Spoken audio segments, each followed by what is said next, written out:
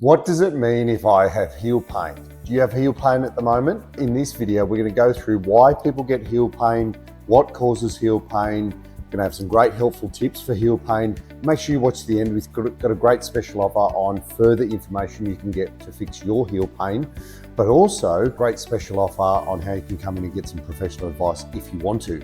My name is Daniel Fitzpatrick from Sydney Foot Solutions. I've been a podiatrist for over 20 years. And we see well over 100 cases of heel pain through our clinic every week. We see stacks and stacks and stacks of it.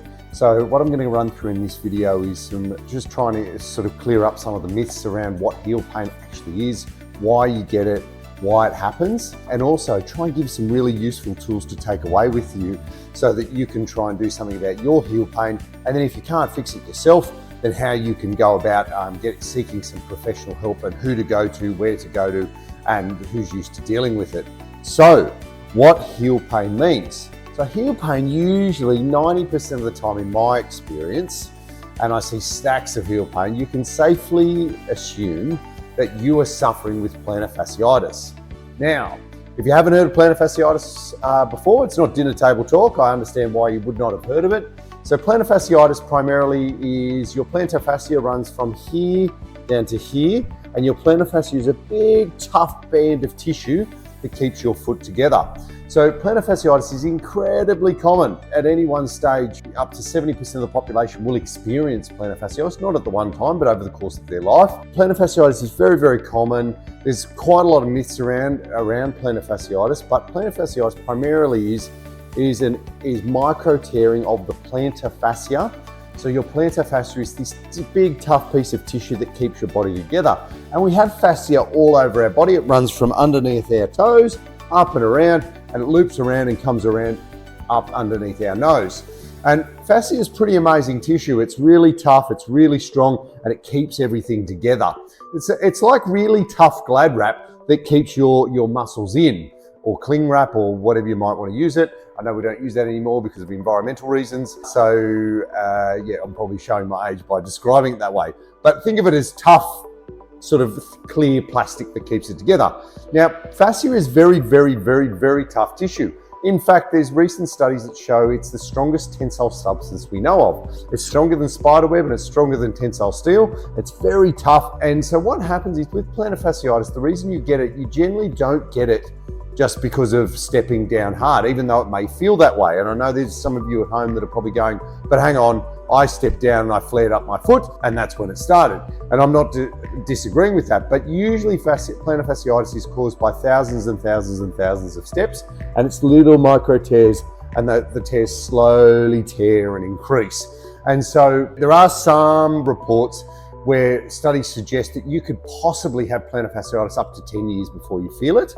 And what's really interesting is you often don't feel the first 90% of the tearing and the pathology and the inflammatory response associated with plantar fasciitis.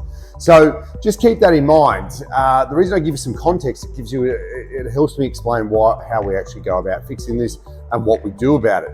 So, given that your plantar fascia in it, and the reason it hurts in your heel, even though your plantar fascia runs all the way along the bottom of your foot, then up your leg, or fascia runs up your leg, is because it tends to tear at the attachment point, and it slowly tears, and then psh, and it goes. So it very rarely ruptures. In fact, rupturing your plantar fascia is very, very rare, and you definitely don't rupture your plantar fascia by just the casual walk down the street, unless you're incredibly lucky. You only hear of it usually in sort of high performance athletes that are putting a lot of force through their foot. So when you do get plantar fasciitis, the reason that you have it primarily is because of the way you stand and the way you walk. And we definitely see this. And this is definitely shown and supported by the fact that if you improve the way someone stands and the way they walk, one way or another, there's a whole range of things you can do for that, which I'll go into.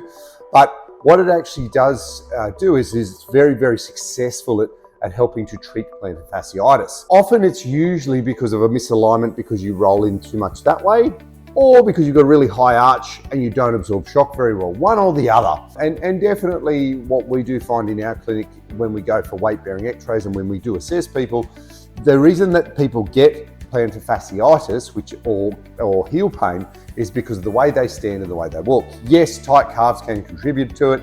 Yes, if you do more activity, it often flares it up. Yes, if you wear poor footwear or go bare feet, in some cases it can flare it up and can stir up those tissues as well.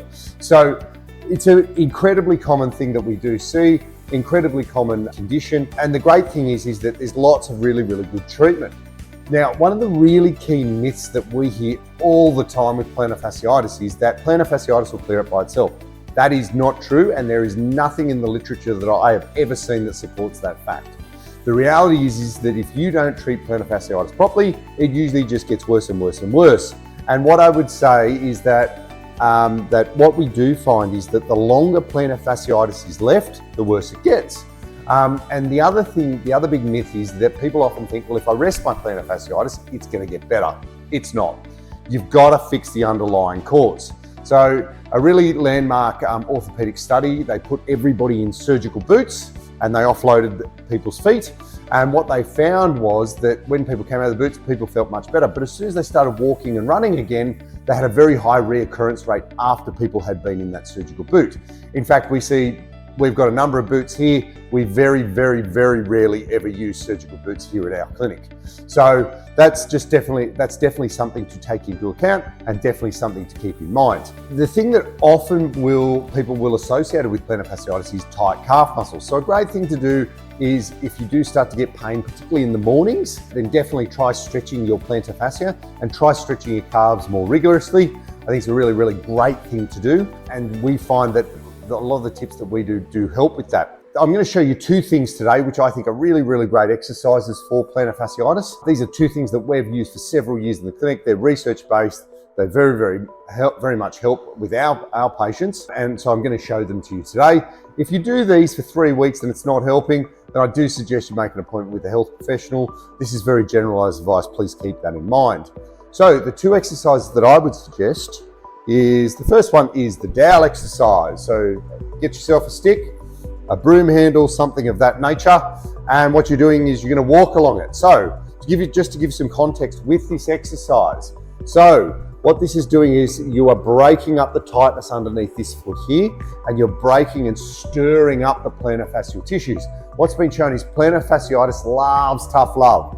You don't, but it does. And just be aware, this will hurt, all right? It doesn't mean in most cases, it's very rare it ever causes any problems, but people will often find that it hurts a great deal. So the way that you do this is you start this here, put this on the ground, and then you walk along the stick. 1, 2, 3, 4, and you stop wherever it's sore. 1, 2, 3, 4, just like that, okay?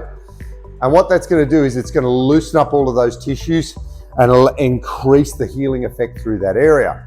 So that's to loosen up your fascia. The other one that we do quite a lot of is get yourself a towel, put it on a step, and you want to flex your toes, and you go down and then up, and you do that 10 times. And so what the researchers showed with that is if you flex your toes, you turn on all of your arch and your ankle muscles, which support the plantar fascia. So the muscles you're turning on sit above the fascia, and so if they turn on more rigorously, it improves the function and it improves everything associated with the foot and ankle that contributes to plantar fasciitis. So I hope this has been helpful, this video.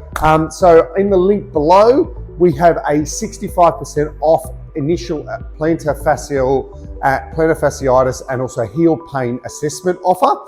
Just $40. And also make sure you check out the link to our expert tips on how to reduce your heel pain as well. I'll put both of those links in the link below. If there's anything I can possibly help you with, please let us know. Love to hear your comments, questions, queries, anything like that. If not, go to sydneyfootsolutions.com.au. We've got loads of information on our website as well. And don't forget to like and subscribe the channel.